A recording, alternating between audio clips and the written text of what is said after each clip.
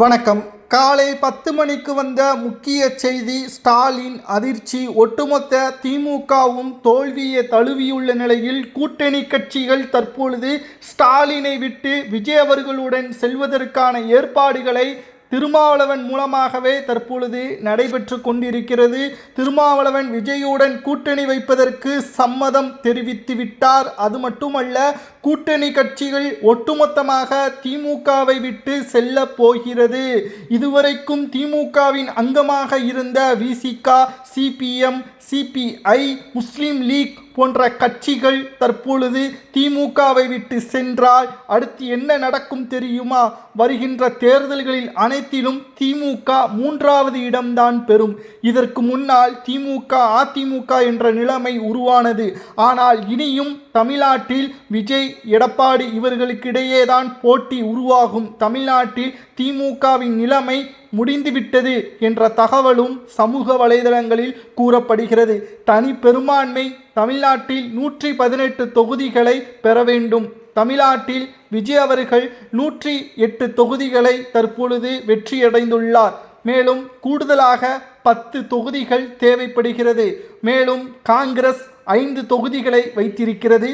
விசிக 2 தொகுதிகளையும், சிபிஎம் 2 தொகுதிகளையும், சிபிஐ 2 தொகுதிகளையும் வைத்துள்ளது.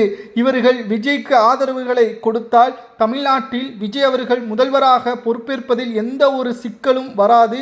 மேலும் திமுகவின் நிலைமை என்ன தெரியுமா? அடுத்த ஒவ்வொரு தேர்தல்களிலும் திமுக டெபாசிட்டை இழக்கும். வாரிசின் அடிப்படையில் கோபாலபுர குடும்பமே இனி எந்த ஒரு வளர்ச்சிக்கும் செல்ல முடியாது. மீண்டும் விஜய் சினிமாவிற்கு செல்வார்கள் என்று ஏளனமாக பேசிய திமுக அடுத்து சினிமாவிற்கு யார் செல்ல போகிறார் தெரியுமா? உதயநிதி தான். ஒன்று படத்தை நடிப்பார், இல்லை என்றால் படத்தை தயாரிப்பார் என்ற சமூக வலைதளங்களில் பதிவுகளும் வைரலாக பரவி வருகிறது. அது மட்டுமல்ல, விஜய் அவர்களுக்கு ஆதரவாக திருமாவளவன் முன்வந்திருப்பது ஒட்டுமொத்த திமுகவிற்கும் பேரிடியாக மாறியுள்ளது. திமுக இப்பொழுது எதிர்க்கட்சியாக இருக்கலாம், ஆனால் அது நிரந்தரம் கிடையாது. மேலும் அடுத்த தேர்தல்களில் திமுக 3வது அல்லது 4வது இடத்திற்கு தள்ளப்படும். ஏனென்றால் விஜய் அவர்களுக்கு ஆதரவாக திருமாவளவன், காங்கிரஸ், சிபிஐ, சிபிஎம் போன்ற கட்சிகள் செல்வதால் திமுக மெஜாரிட்டியை இழக்க நேரிடும். தமிழ்நாட்டில் திமுக ஆட்சி இனி வருவதற்கு 1% கூட வாய்ப்பு இல்லை.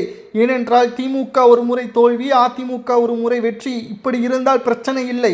3வதாக ஒரு கட்சி உருமாறி ஒட்டுமொத்த மக்களின் எதிர்ப்பாக திமுகவின் மீது முன்வைத்ததன் காரணமாகத்தான் திமுக படுதோல்வி அடைந்துள்ளது.